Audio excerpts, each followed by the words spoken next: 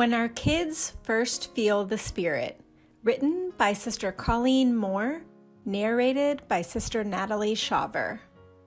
I was at the store, and when I went inside to grab a cart, a woman and her 5-year-old daughter were putting one back. I smiled at them as I picked out a cart, and the little girl started to sing. I was touched as she proudly sang these words, loud and clear.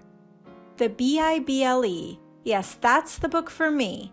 I stand alone on the Word of God, the Bible. It touched my heart. The mother immediately looked over at me, and I could tell she was wondering what my reaction would be. It's sad that so many are offended by God's name these days, but not me. I smiled big and told that little girl how good she sang and that it's a beautiful song to hear. The mother smiled big at me, and we totally had a moment where she knew that I loved God, and I knew that she did too. Have you ever heard the quote, "If you don't teach your children to follow Christ, then the world will teach them not to"? How true that is. My children, all our children, need to know about God and His gospel. They need to know about His love and that we were all created for His glory.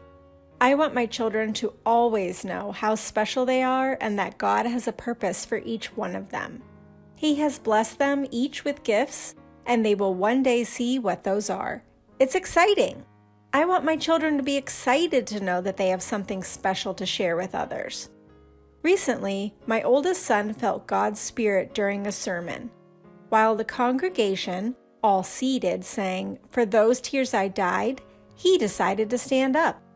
When I asked him why he stood when everyone else was sitting, he said, "Because I wanted to. When I was sitting there, I had so many butterflies in my stomach, and I just couldn't sit there any longer. I knew I needed to stand." How touching that was to hear. When I told him that was God touching his heart, he said, "That's exactly what I thought."